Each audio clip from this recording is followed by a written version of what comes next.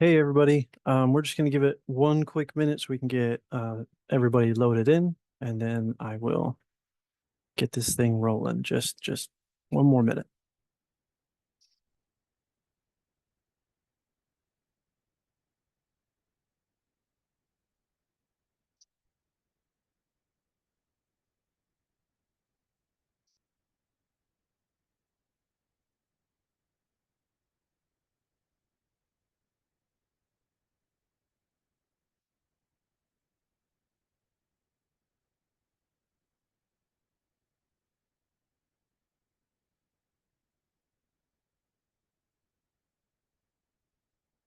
All right, everybody, I don't wanna waste anyone's time. It looks like the numbers slowed down as far as people loading in.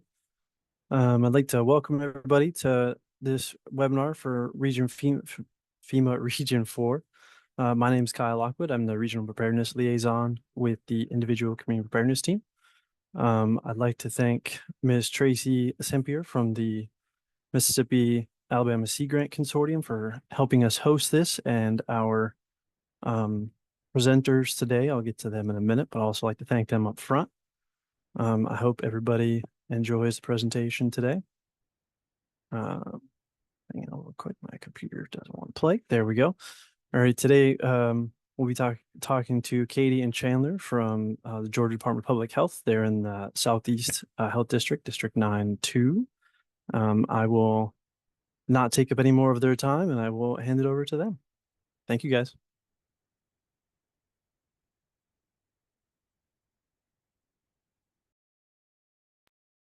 All righty, good afternoon, everyone. First of all, we want to say thank you so much to the FEMA team for inviting us, allowing us to come to you guys today. We hope that when you walk away from this presentation today, that you walk away equipped and excited, and maybe with some improved strategies for information delivery in your area. So as you can see here on the screen, our presentation is about breaking barriers and creating community.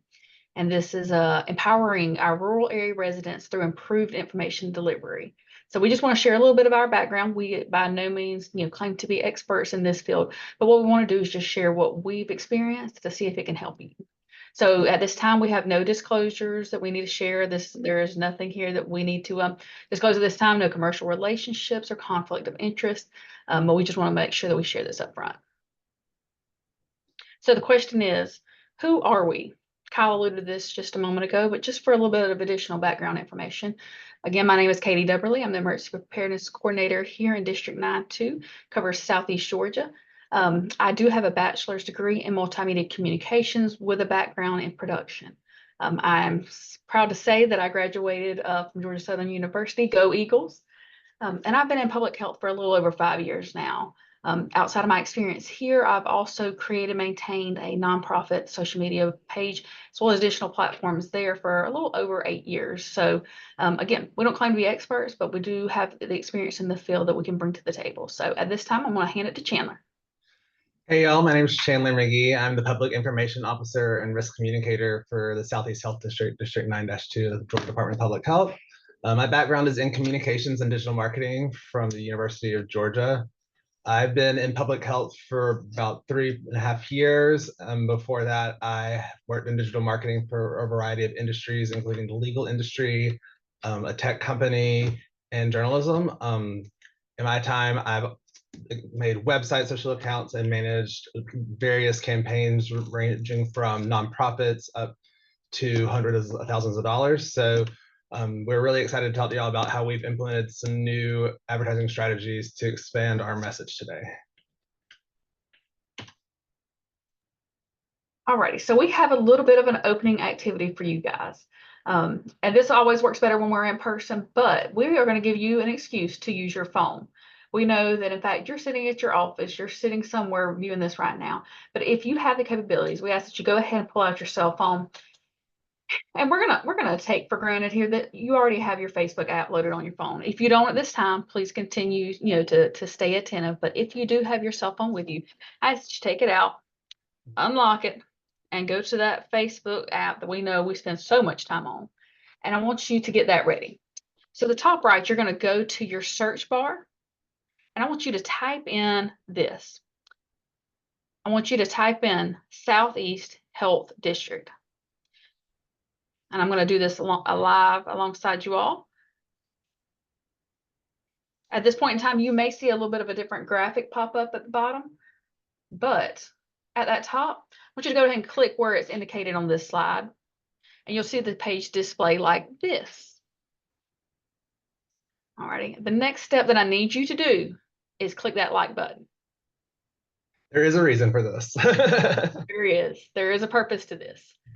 So in that moment, we took 25 seconds, and you have now gotten connected with all the information that can be shared on our page. Just that quickly, you've gone from not having access to all of a sudden having access in that little bit of time. Chandler, will you head on to the, yep, got it. Thank you. Alrighty, so last time I checked, I had approximately 1,800 friends. And so that is whenever I put my information out there, 1,800 people can see it just that quickly.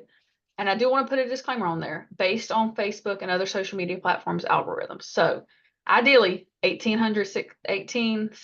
friends can see that stuff. Alrighty, for Chandler's, he has a little over 1,400 friends. He makes one post, 1,408 people can see it.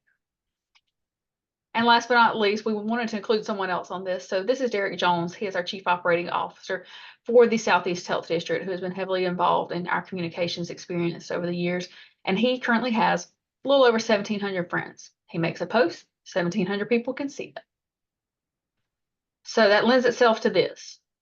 If we look at my profile, if we look at Chandler's profile, and we look at Derek's profile, among the three of us, we have almost 5,000 friends on Facebook, just on one social media platform, just on our personal profiles. So that lends itself to this next slide as well. Why does this matter? I mean, at first glance, you think, okay, cool, 5,000 people, not a lot. And when you think about the large amount of campaign reach that you can have with spending this money and all of those things, but those 5,000 people matter very much. So if I create a post on my profile, it can ideally reach over 1,800 people that are just my friends list. So say Chandler says, you know what, I really like what Katie posted yesterday. I want to share that information. He does that. Now it can reach my friends list and his friends list combined.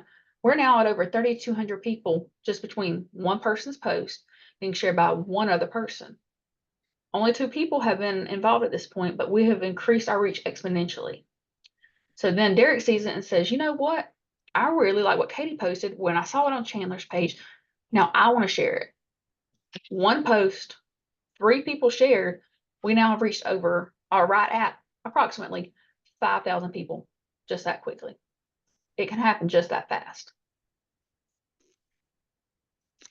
All right, so we're going to hit the communications options in the Southeast Health District. So as of right now, many years ago, oh my goodness, years ago, I can't remember the exact year, the Southeast Health District was set aside, and it now contains 16 counties. Y'all, this is a massive amount of space. You know, from the top of the district to the bottom of the district is a little over 2 hours. We have 9,000 square miles. It's a lot of people. I'm going to let you go ahead and look at the statistics here, and we'll talk about those more in a moment. And just for reference, yeah, our counties that we cover are extremely rural. A lot of people that are not familiar with Georgia think of the state of Atlanta, and Atlanta is up here. We are down here. So we're about 90 miles north of Jacksonville, 2 hours away from Savannah. Very, very rural counties. Okay. All right, so I do want to highlight on this next slide a couple of the important factors to consider when you think about communications options in this area. As Chandler just mentioned, we are considered an extremely rural health district, which comes along with some great things. It also comes along with some disadvantages and some challenges. One of those is this: there are no TV networks located in our 16 county health district. We have the Jacksonville stations that cover the southern part of our district. We have the Savannah stations that cover most of the northern part of our district. That does not include all of them, but it does include most of them. So when you consider those things, if we need to get information out quickly on a television news network, we have a significant impediment there. You think Jacksonville's in a whole other state. So when we go to put that information out, it's going to be broadcast to people it does not hit because they're out of the state. Same thing for Savannah. It covers part of South Carolina.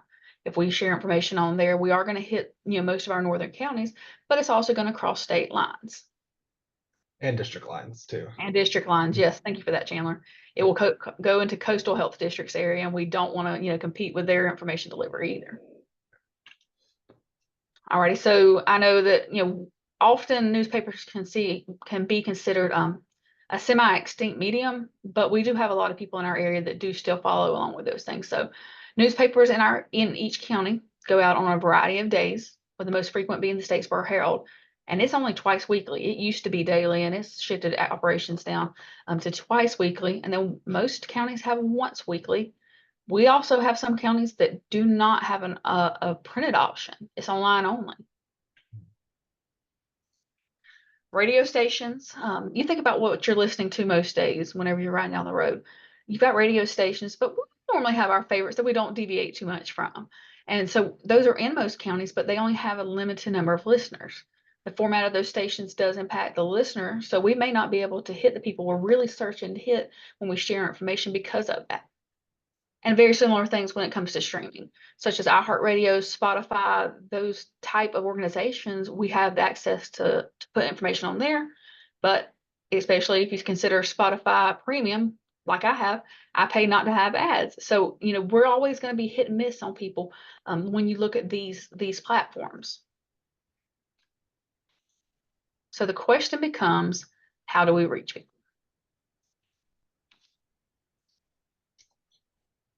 Chandler, I'm going to pass things off to you. Thank you, Katie. So, the basic form of reaching people starts in our health departments across our 16 districts. So we have a lot of printed materials such as banners, palm cards, and posters. These are just traditional means of marketing any kind of program or service that we offer. And last year we implemented screens in each of our health department lobbies and some clinic rooms so that we can do specialized messaging per location. So not all of our health departments offer the same services. Some have extremely special or specified clinics. So this Novasign platform that we use now has been major in helping us out with that. Now moving on, we do use social media. Obviously, that's going to be a big portion of our presentation today.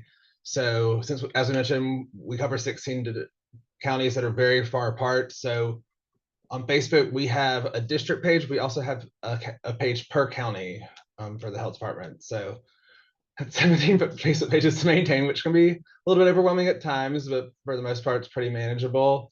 We're also on X, formerly known as Twitter, and we are on Instagram as well. So these are the three main platforms that we use for just quick organic posts that we put out. Katie, I'm going to let you talk about the raccoon. So yeah, as Chandler just mentioned, this is concerning a raccoon incident. I know it was also in the webinar description, but please feel free to laugh at any point, because this is going to be one of those moments where you're like, did this really happen? Y'all, I promise it really happened. So what we're going to dig into here. So we're going to go back in time a little bit. I'm gonna pull a Sophia and say, picture this, 2019. We're going to go back in time, and at that point in time, I was in the communications office, and I've recently transitioned over into the emergency preparedness side of things. So my history with most of the organization is in the communications office. So we had someone, our staff come and say, we need to make a social media post about this. And at first I was like, okay. So we got to get information out there. That's the whole goal of what we do within the public information department here with Southeast Health District, is make sure that people are informed and equipped with the information that they need to, especially when they need to take action. So gonna let you look at this for a moment. I'm gonna read part of this. The post contained this: on November 7th, 2019. If you or someone you know has recently handled a raccoon at a feed store located along Highway 82 near the Brantley/Ware County line, you're in urgent need of further medical evaluation. Your timely response is required for appropriate treatment. It goes on to give some additional guidance on who to reach out to and just, some reminders. So at this point in time, whenever this was shared, the original post got 283 shares. What is not reflected on here is, of course, whenever you put information out to the public, some people found it very, very comical. However, the good news is the information in those 283 shares from a non-promoted, there was no expenses, put towards this post, it got to where it needed to. And so that lends itself to the next slide. So we see here, we have an update. First of all, we want to say a huge thank you to each and every person or organization that shared our post from yesterday. We could not have connected with the primary people affected if the community had not pulled together and shared vital information with others. So we went from those 283 shares to this update that simply has 12 shares. It shows how quickly that whenever people view information as important, urgent, vital, they're going to get that information shared and get it out there. What we couldn't do on a normal day, they did, and they did it quickly, but it was because we were able to leverage the social media platform that we had at that point in time to get that information where it needed to go. And those people were able to get into treatment and receive what they needed to after coming into contact with this animal. So, if you ever wonder if your information is not going to be taken seriously, even in what many people consider to be a comical event, the people that needed the treatment was able to receive that just quickly, leveraging what we had at our hands, which was social media. On that note, we're going to move forward and we're going to picture this 2020. So as many of us know and have had the experience in the field that we're in, COVID hit very, very hard in March of 2020. And at that point in time, many people didn't know where to find information. There was a lot of fear. There was a lot of concern. And at that point, reporting trends and timelines and that structure hadn't really fully been implemented or created yet. And so on March 30th, 2020, you see two different Facebook posts here on the side. On the left, you see the one from our Southeast Health District page. Ms. Chandler mentioned a moment ago, we did also utilize those local county health department Facebook pages. And so we posted on Coffee County's health department. And so this mentions if you or someone you know has recently attended a backroom card game in Douglas, Georgia, you may have been exposed to COVID-19. And reflecting back to our title, remember we are in a rural area. And so we have to get the information out however we can. And so on the Southeast Health District post, we see that there was 643 shares. Again, we did not put any money behind these posts. All we did was make a simple Facebook post to get the information out there. People saw it as important, vital, and needed to be shared, and they took the steps. 643 on that original post. And then also, if we look on the Coffee County Health Department page, we see an additional 632 shares. Over 1,300 shares from a post on both of these pages in a matter of 24 hours. So we're also going to look, this was in another post that we did about someone attending a church in Patterson, Georgia. We also see that we had 399 shares on one of those posts that was on March 30th in Patterson. We also had to do a follow-up post in another county where it was 526 shares. I mean, the people saw this as important and they got the information out there in a way that we had not been able to just that quickly. So now we are going to review some definitions really quickly when it comes to digital marketing and social media analytics. So as we mentioned so far, the posts that you've seen were all organic, meaning we did not pay to get them advertised or anything. But over the years, we have started investing in social media as a way to spread news more forcefully. Even latest being a back to school clinic. So that way the parents can see that their children need the immunizations before they go back to school. So here's some terms that we talk about a lot, especially in terms of Facebook. Post just being a public message that's posted on a user's or organization's profile or page. Boost was when you create an ad from your post, which forces it into people's feeds. Reach, the number of people who saw your ads at least once. Paid reach, the number of people who have seen a paid post enter their screen. Organic reach, the number of people who can see your content without paid distribution. And impressions, the number of times your ads were seen on screen. So that may include multiple views by people. So here is a post from, I believe, 2021 when we were updating some of our COVID-19 testing locations. And you can see down at the bottom just the analytics of the post. So with 12 shares, we were able to reach 6,900 people, gaining almost nearly 7,100 or a little bit over 7,100 impressions, 65 or 64 clicks, excuse me. And this is just what a basic layout of our Facebook analytics looks like. We are going to talk about a more fun post. So in August of 2021, during the height of the Delta variant, we were really trying to combat a lot of vaccine hesitancy and misinformation that was out there.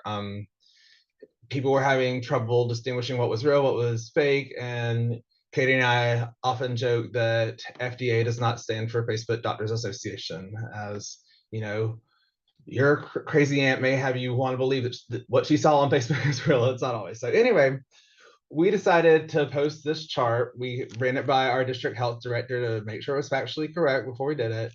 And at the time of posting, only 30.3% of residents within our district had received one dose of the vaccine.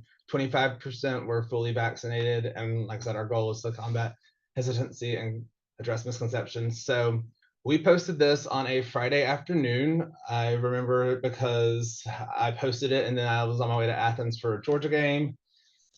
And when we got back Monday, this is what we walked into. It was overwhelming, intimidating, a little bit frazzling, but we reached 1.13, or excuse me, 1,131,175 people. We got nearly 1.2 million impressions, almost 400 comments, which is a lot to deal with.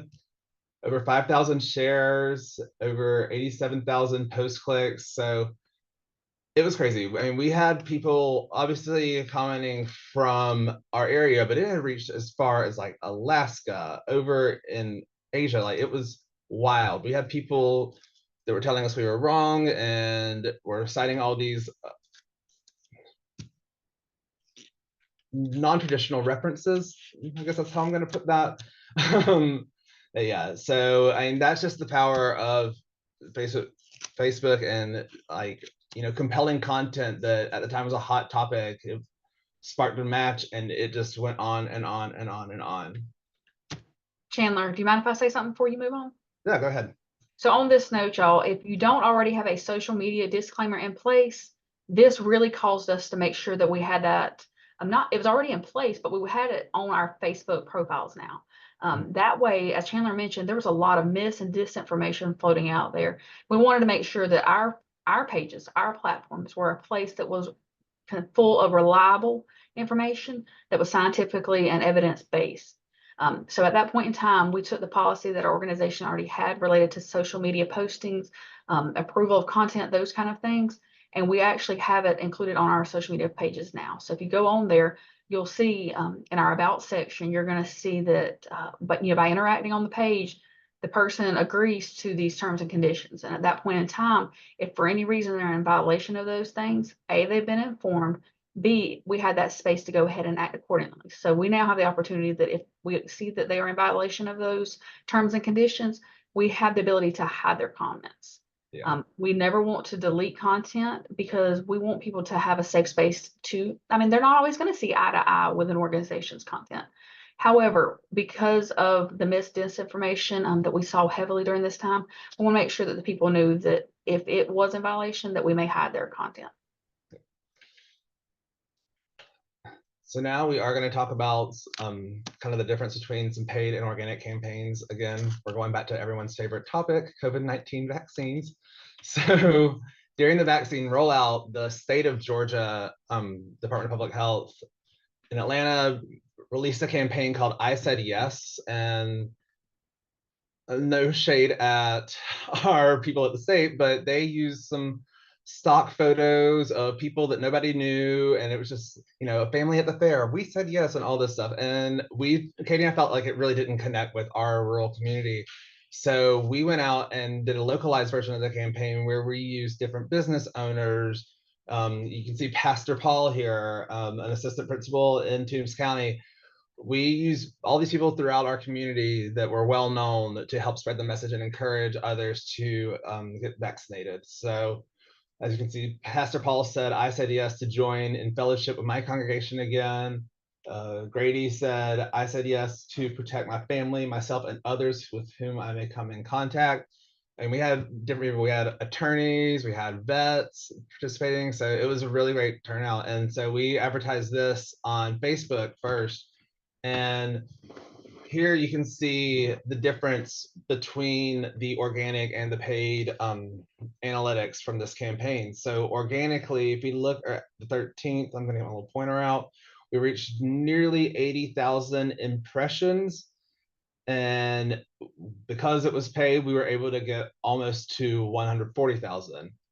As you can see, the correlation continues on as we go. And as it died down closer to like the 26th and 27th, thankfully, because we were putting money behind it, we were still able to secure those impressions. So this has been a huge help in helping us reach things. And then we said, oh, well, if Facebook is so great, why don't we explore some other options as well? And at that time specifically, we were looking at audiences that were not quite reaching our vaccination goals. So we decided to advertise on Snapchat to reach the young folks. So we did some Snapchat ads for COVID vaccines. There's Dr. Addison Mickens. He said, I said yes to decrease my chances of spreading COVID-19. And here you can see kind of the analytics of that campaign. And we did it in different flows. So there were times that we took breaks, but overall, we got over 3.5 million impressions on that, over 32,000 swipe ups, which basically led them to the landing page to register for their vaccine. And I mean, while the swipe up rate isn't great, when you think about it, in our small area, 32,000 swipe ups is something to look at, something to be excited about. So yeah, as I said, we did this in waves where we would change the ad copy and try and make it appeal to different audiences and all that. And then we extended the reach a little bit further and started using Google Ads. So the Google Advertising Network allows companies to advertise on over 2 million websites, and I mean, you can select them by location, by the type of content that they serve. I mean, you can like literally narrow down, like, I want to be in peoplemagazine.com, I want to be in foxnews.com, very specifically. So we ran display ads and search ads through the Google Ad Network.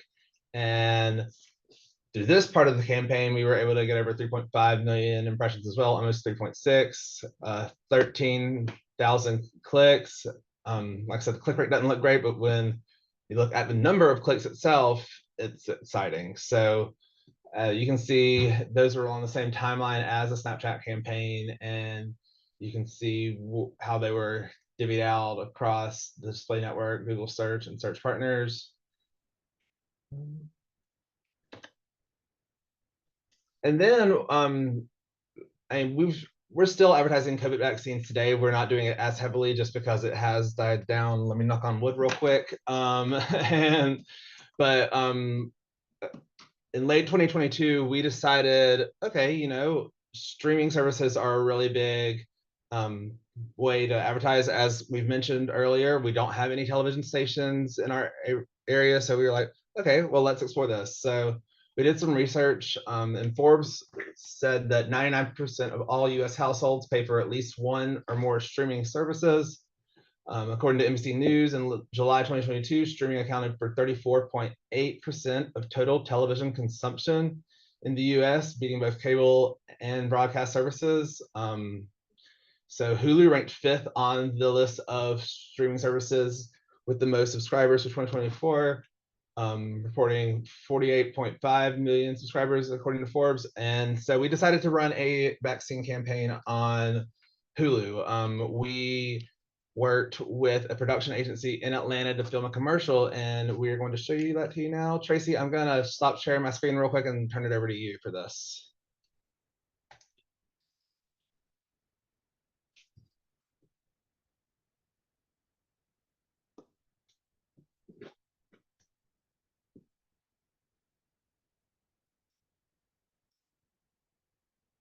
Oh, Tracy, the audio is not working now.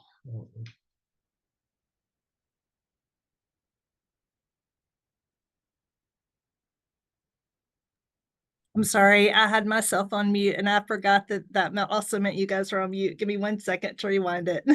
Here we go.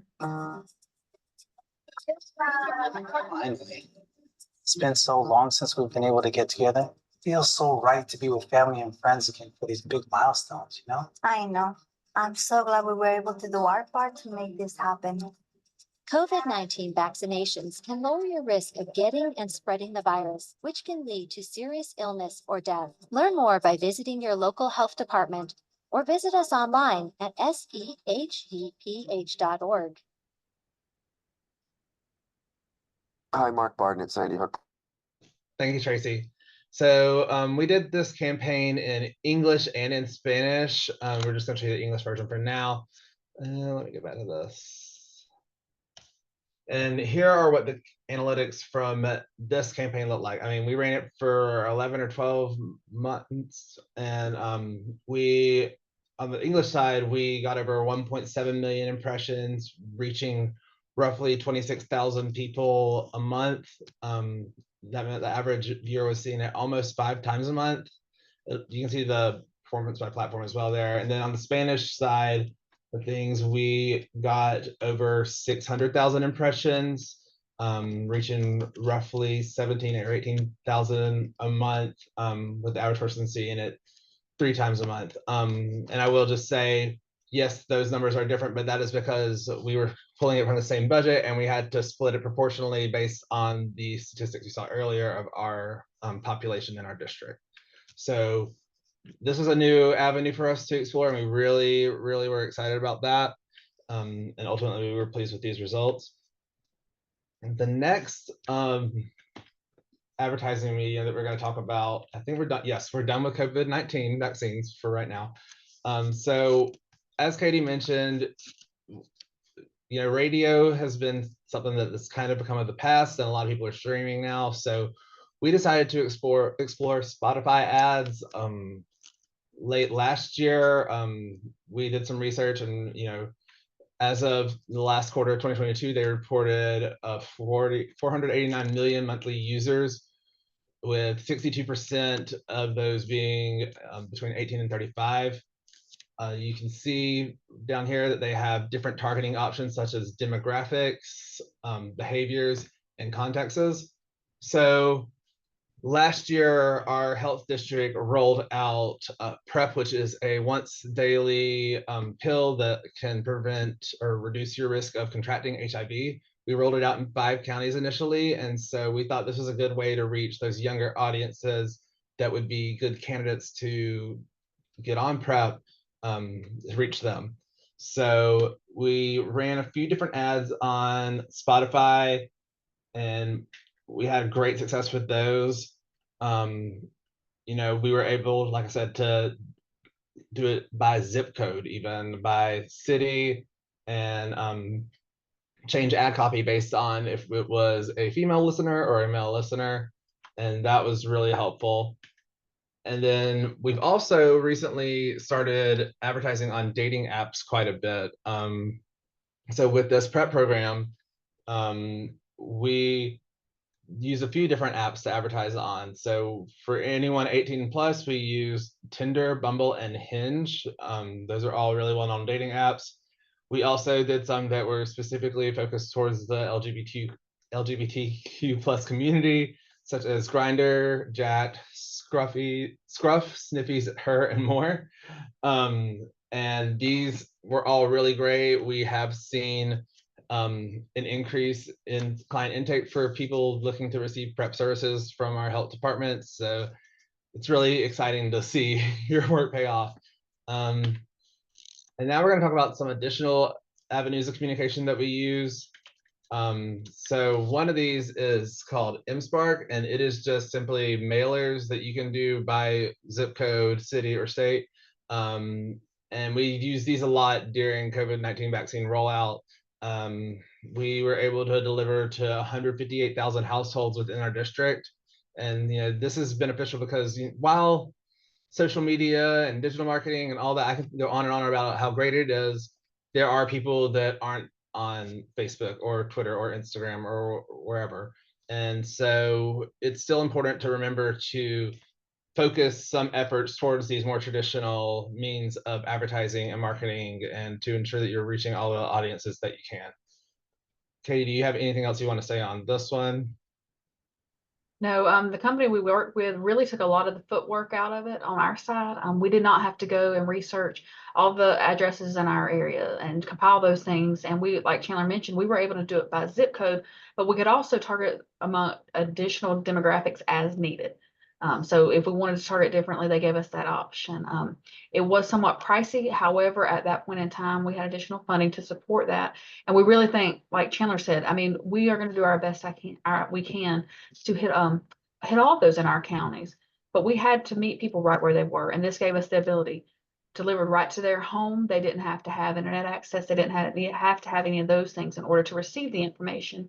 In order to access some of that information or to get testing or get a vaccine, they had the option and the information at their disposal to be able to walk into our clinics or to give us a call, sign up online, those kind of things. So able to partner what we were doing in the digital sphere and also in those traditional spheres.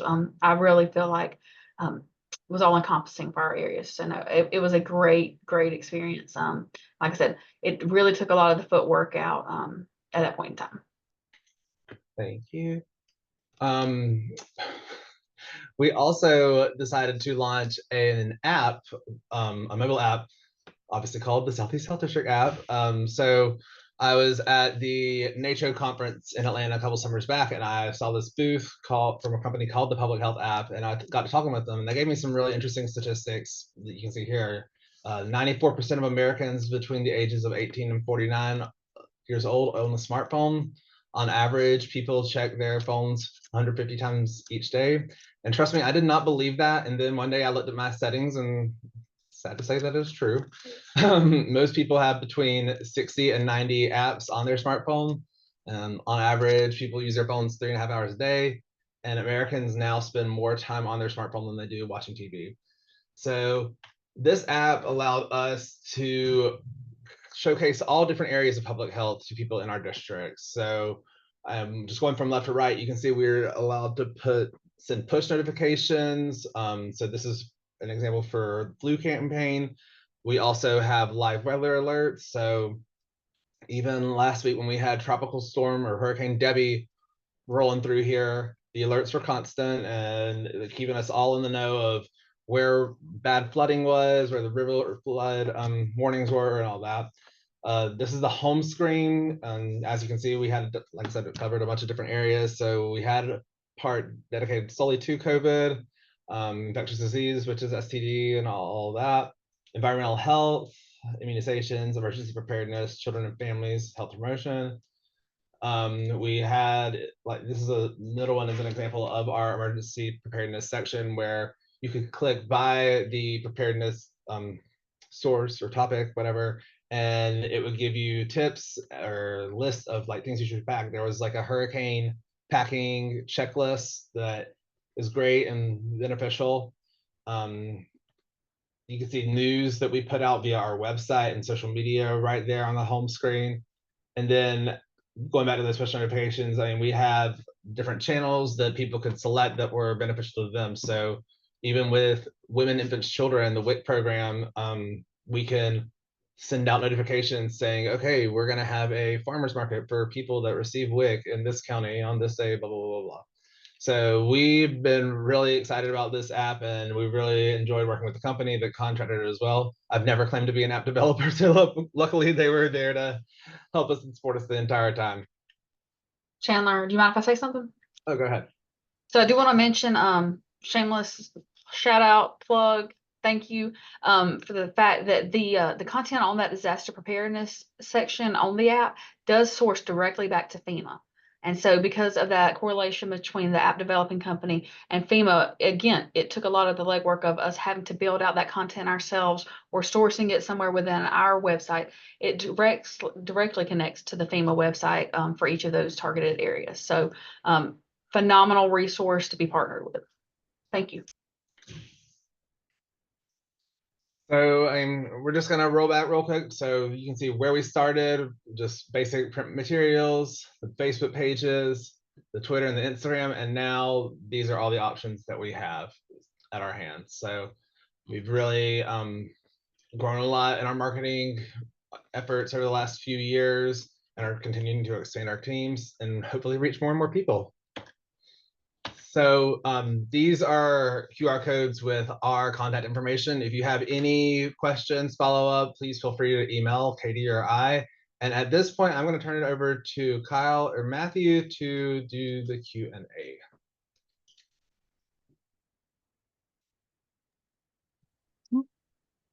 All right. Thank you guys so much. I actually don't see anything in the Q&A box. I should have mentioned that beforehand. But if we do have any questions for our presenters, feel free to toss that in there right now.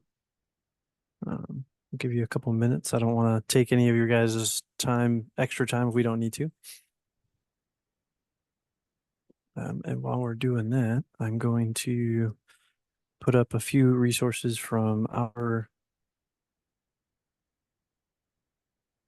department real quick, if I can get my computer to play along. Chandler, can I steal the screen from you? Yes, 1 second. Thank you.